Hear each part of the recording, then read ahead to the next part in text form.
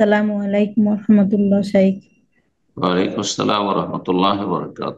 জি, শাইখ, আমি ঢাকা থেকে বলছি যে আমার বলেন। বড় আমার বড় ভাই সে একটু মানে আর্থিক দিক দিয়ে মানে কষ্টে আছে। তার 4 ছেলে মেয়ে। সে যে যে ফ্ল্যাটে থাকে সেই ফ্ল্যাটটা আমার ছোট 2 ভাই করে দিয়েছে আর কি। আর আমার বড় ভাইয়ের একটা দোকান আছে। দোকান থেকে কিছু ভাড়া পাই। আর বাড়ি ভাড়া থেকে কিছু ভাড়া পায়। তারপর তার সংসারটা চলে না, যেহেতু ছেলে মেয়ে সবাই লেখাপড়া করে। মাসের শেষে তার অনেক কষ্ট হয়ে যায়।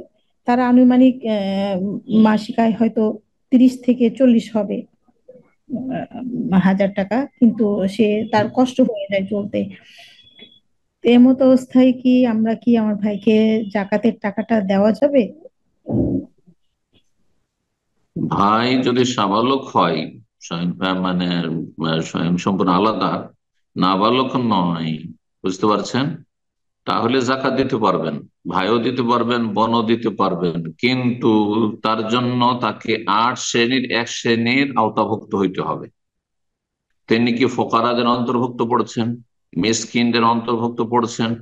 হ্যাঁ, যদি ফকারা মাসাকিনের অন্তর্ভুক্ত না হন তাহলে জায়েজ হবে না। ইন্নামা সাদাকাতুল লিল ফুকারায়ে ওয়াল মাসাকিন, আর তারপরে অন্যান্য গুলো বর্ণনা করেছেন রব্বুল আলামিন। তো এখন ফোকারা মাসাকিন কাকে বলে? মাসে যে খরচটা লাগবে, কি খরচ? দেখেন, লেখাপড়ার খরচ আজকাল কিন্তু আনলিমিটেড খরচ করছে এক শ্রেণীর লোকেরা।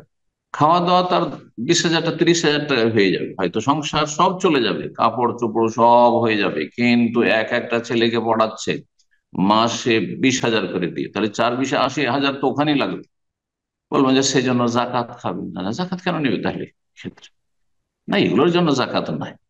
এইটা মৌলিক চাহিদার বিষয় না মানুষের।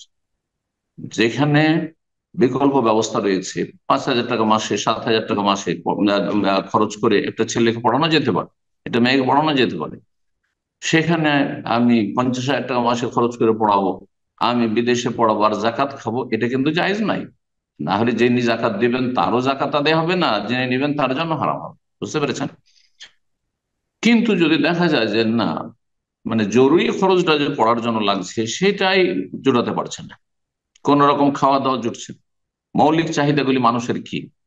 একটা হচ্ছে খাওয়া দাওয়া খরচ, একটা হচ্ছে যদি বাড়ি ভাড়া থাকে তো আপনার ভাড়া, বাসা বাড়ির ভাড়া, চিকিৎসা, জি, বস্ত্র, এগুলো হচ্ছে মানুষের মৌলিক চাহিদা। আর তালিম, শিক্ষার খরচ, শিক্ষার খরচ সরকারি স্কুলে পড়বে, হ্যাঁ, আর প্রাইভেট স্কুলে পড়ে যেগুলো একবারে সর্বনিম্ন খরচে পড়া যেতে পারে, অন্যান্য আশেপাশের লোকেরা সেখানে ছেলে ছেলে মেয়ে পড়াচ্ছে সেখানে পড়াবে।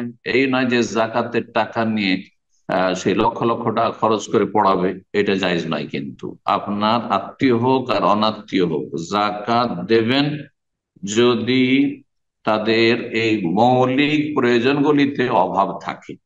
যদি একেবারে খুব বেশি অভাব থাকে, সামান্য কিছু আছে অধিকাংশটা নাই, তাহলে তাদেরকে ফোকারা অন্তর্ভুক্ত করা হয়েছে।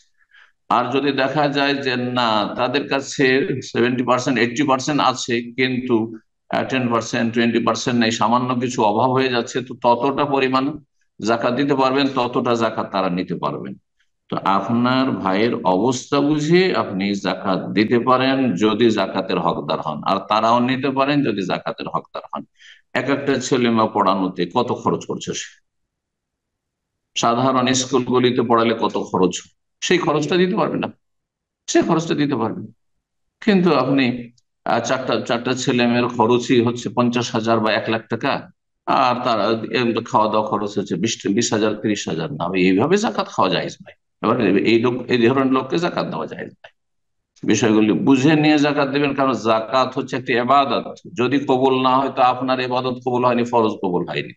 আর তারপরে যে যিনি নেবেন তার এটা রিজিকের বিষয়। যদি তিনি হকদার হন তাহলে তার রিজিক হালাল, আর হকদার না হন তো তার রিজিক হারাম। ফাত্তাকুল্লাহ। সুতরাং জাকাত দাতা এবং জাকাত যিনি গ্রহণ করবেন উভয় আল্লাহকে ভয় করুন। বারাকাল্লাহ ফিকুম। যদি হালাল হয় তাহলে নিতে পারেন এবং দিতে পারেন। আল্লাহু আলাম। জি।